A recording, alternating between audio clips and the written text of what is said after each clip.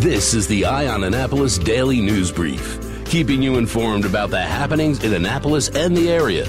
Local news, local sports, local events, local opinion, and of course, local weather. The Eye on Annapolis Daily News Brief starts now. Good morning. It's Monday, May 13th, 2019. This is John Frenaye, and this is your Eye on Annapolis Daily News Brief. Beverly Wilborn, the Executive Director of the Annapolis Housing Authority, will be stepping down this fall on October 31st when her contract runs out. Now, Wilborn's contract had initially been extended by a year after an outcry from residents and Housing Authority staff saying that she was doing such a good job. Now, Wilborn is credited with stabilizing finances at HACA, and she also shepherded the start of the RAD program. In 2017, Housing Authority properties were converted from public housing to Section 8 housing assistance under RAD, so housing authorities could actually rebuild under Section 8 voucher programs. She did have a challenge with crime, and that still lingers today. The public housing communities are home of a lot of the crime that does occur in the city of Annapolis, and according to a former board commissioner, John Dillon, there needs to be collaboration with the Annapolis police to address it, and he told the Capitol that there was no management plan in place or no security plan in place, and I think that continues until today. While Wilborn did lead some stabilization to HACA, HACA's Board of Commissioners was anything but, and there are still several vacancies on that board that need to be filled by Mayor Gavin Buckley. The HACA Commissioners have hired a company called Gans & Gans Associates to search for Wilborn's successor, and they do plan to start interviews within the next 5 weeks. You got a kid in the Arundel County Public Schools? Listen up. The last day for class for most is going to be Friday, June 14th. However, if they are at Arnold Elementary, Edgewater Elementary, George Cromwell Elementary, High Point Elementary, Jessup Elementary, or Chesapeake Bay Middle School, you get out a little bit earlier. The last day will be Thursday the 13th. And because it's the end of the year and because the calendars for schools always get screwed up, here's just a few dates to remember. The last day of school for graduating high school seniors will be Thursday, May 23rd. And schools will dismiss 2 hours early on Thursday the 13th and Friday the 14th.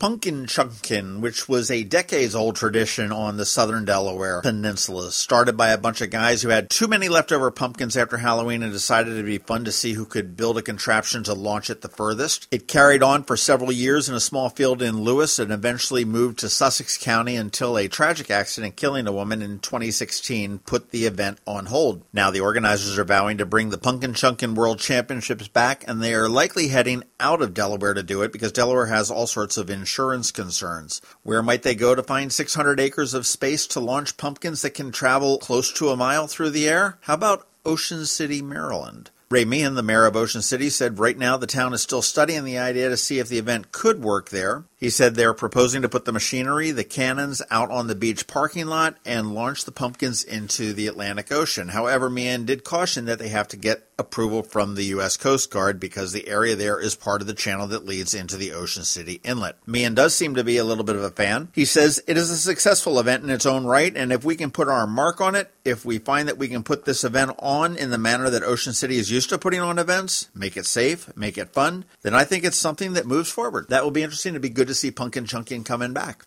Hey, great news for the Samaritan House. Back on May 1st, they hosted the 6th annual Burritos for Beds breakfast fundraiser at Chevy's Fresh Mex. Brought together great food and a great cause, and more than 150 people donated more than $14,000 during a 3-hour donation-only event at Chevy's Fresh Mex. You could come in. There was no cost. They did encourage a donation. You could pick up a breakfast burrito, some fresh fruit, some pastries, some juices and drinks, and help the mission of the Samaritan House to provide support system for a strong and sober community. Now, Burritos for Beds was first held in 2014 to raise funds to construct a new residence hall, and that goal will be achieved late this summer as the Samaritan Center opens up, which will double the number of clients that the house can accommodate from 16 to 32. So this Burritos for Beds breakfast has been a wild success.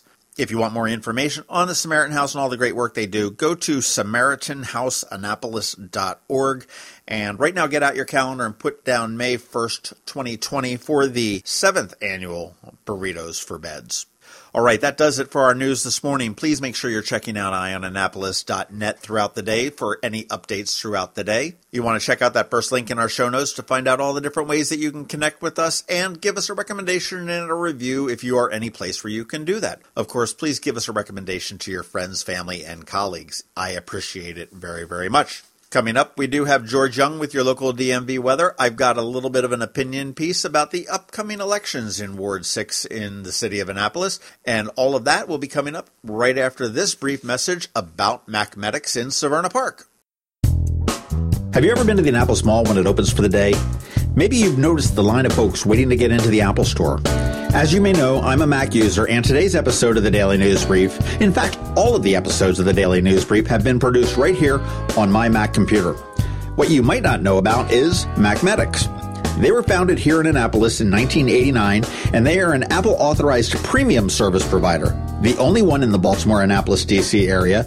And what that means to you is that they repair all Apple devices, including the iPhone screens and batteries, all without an appointment.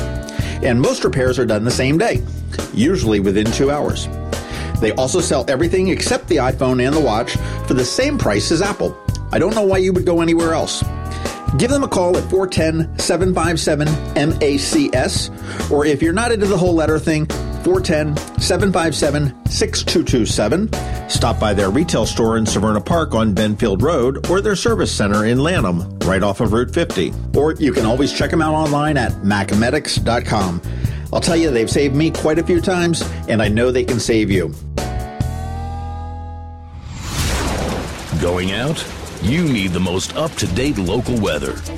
Here's George Young from DMV Weather in Annapolis with today's forecast.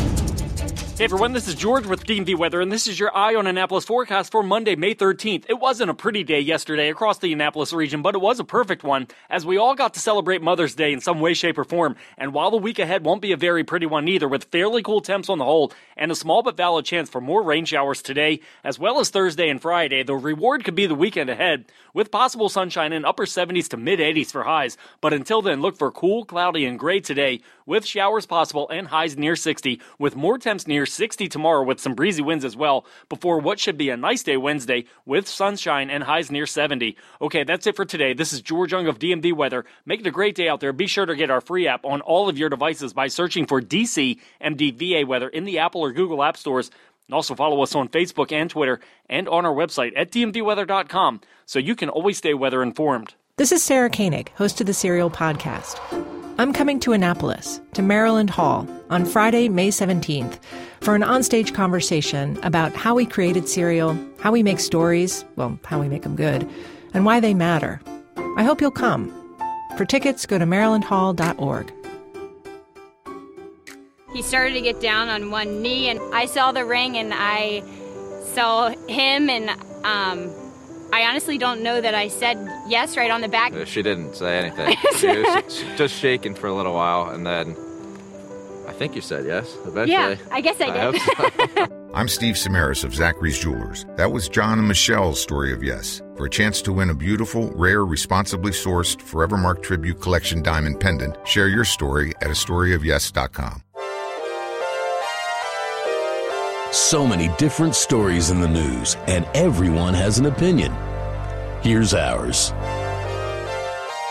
Hey, Annapolis, we have a special election coming up, and by this time tomorrow morning, we will know exactly who's in and who's not running for alderperson in Ward 6. Now, according to the city code, the mayor needed to declare a vacancy in the seat within 5 days of former Alderwoman Henson's resignation, at which time dates for a special election also had to be announced.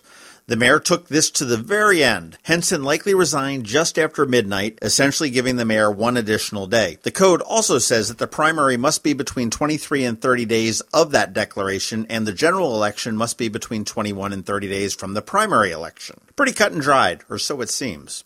But let's take a look at the dates. Henson resigned on the 29th, or it might have been the 30th, so the mayor would need to make that vacancy declaration between the 30th and the 4th, or the 5th, and he ended up choosing the 5th.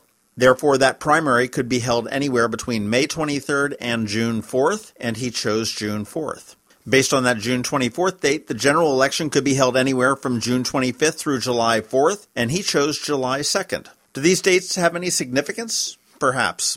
By extending the vacancy declaration to the maximum, he put the general election as close to a federal holiday as possible. July 4th is the third most traveled holiday in the United States behind Christmas and Thanksgiving. One might assume that many people might be traveling or preparing to travel during that time period and might actually miss the election, unless they request an absentee ballot. Now, Ward 6 is a highly Democratic ward with a significant number of residents living in public housing. According to the voter rolls, the majority of them are registered Democrats. Now, with the 4th of July holiday travel, who might be more inclined to travel away from Annapolis and not be present for the election? Would it be middle to upper middle income homeowners and renters who seem to be split evenly between Democrats and Republicans? Or would it be the lower income families living in public housing that tend to vote Democrat? Another curiosity is that the ward has 2 polling places assigned to it, the Mount Moriah AME Church and the Eastport Community Center. But last week, the Board of Elections reduced it to 1 location, despite the city code requiring any changes to be done 13 weeks in advance of an election.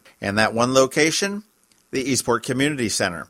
And if we'll all remember back in 2012, they also combined it into that 1 voting center, and there were several residents of the ward that were very vocal about refusing to vote there due to concerns for their safety. Much of the crime in Annapolis does happen in or near public housing, so will the voters who typically vote at Mount Moriah steer clear of the election? Who knows? I guess we'll find out. And we all know that shenanigans are not limited to St. Patrick's Day at all. Could the powers that be looking to thumb the scales in this election just a little bit? With what should be a very small field of candidates, likely only 1, 2, maybe 3, I suspect the turnout to be very light, and this election will go to whoever gets 100 votes. That's just my guess. In fact, unless a Republican or independent steps up to the plate, we may know exactly who the next alderperson will be at the primary, just as we did when Alderman Henson was elected. I might be wrong, and it won't be the first time. I'll be the first to admit that. But I've been watching politics play out in Annapolis through the terms of 4 different administrations. We'll see. And that's what I'm thinking today. You've been listening to the Eye on Annapolis Daily News Brief. Tell your friends and colleagues this is the podcast where you can keep up on the latest with what's going on in Annapolis. And also tell them about our website, eyeonannapolis.net, where you can find even more information. This podcast comes to you every Monday through Friday at 7 a.m., keeping you informed with the Eye on Annapolis Daily News Brief. And take a moment to listen to our other podcast, The Maryland Crabs, released every Thursday at noon.